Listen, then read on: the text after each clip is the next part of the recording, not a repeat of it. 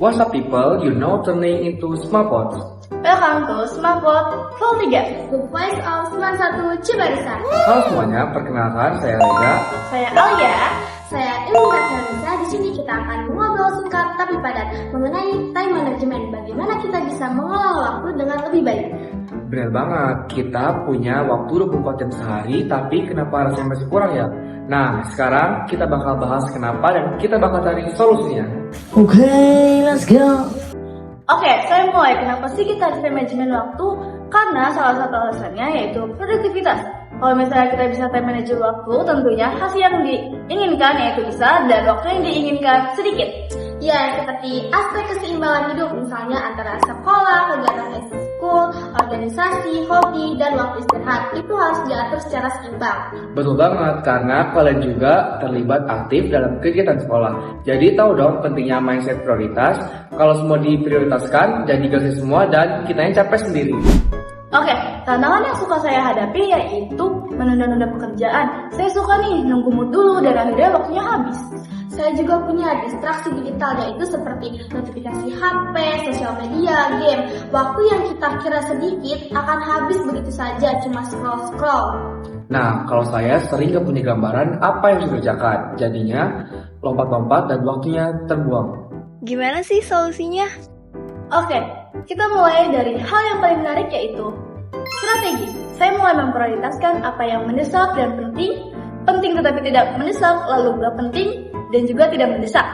Dan setuju, saya juga punya time blocking atau yang bisa disebut alokasikan blok waktu, yaitu kita bisa mengalokasikan waktu untuk aktivitas khusus seperti 30 menit untuk membaca materi, 15 menit untuk waktu istirahat, dan jadi kita tidak perlu untuk loncat-loncat.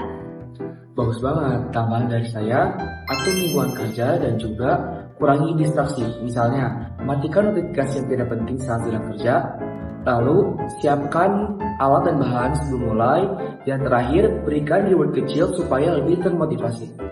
Dan evaluasi terakhir yaitu jangan menunda-nunda dan lihat apa yang sudah dicapai dan belum dicapai dan atur ulang apa untuk besok.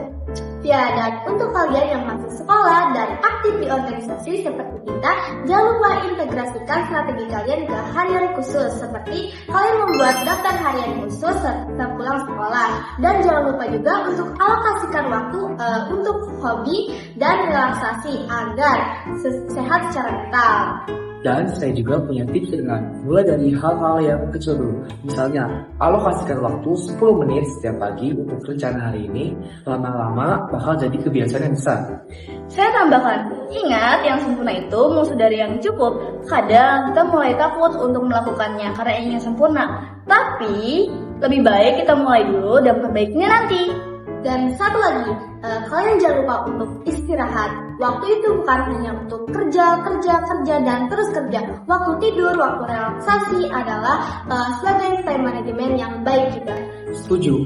Oke teman-teman, itu tadi pembahasan singkat kita tentang time management. Semoga berguna bagi kalian yang mendengarkan. Sampai sini dulu episode kali ini. Jangan lupa subscribe channel YouTube SMA Negeri 1 Cibarusah dan tungguin episode selanjutnya. Kami bertiga pamit undur diri dulu ya teman-teman. Jangan lupa saksikan terus Smartpot di episode selanjutnya. Stay curious and keep learning.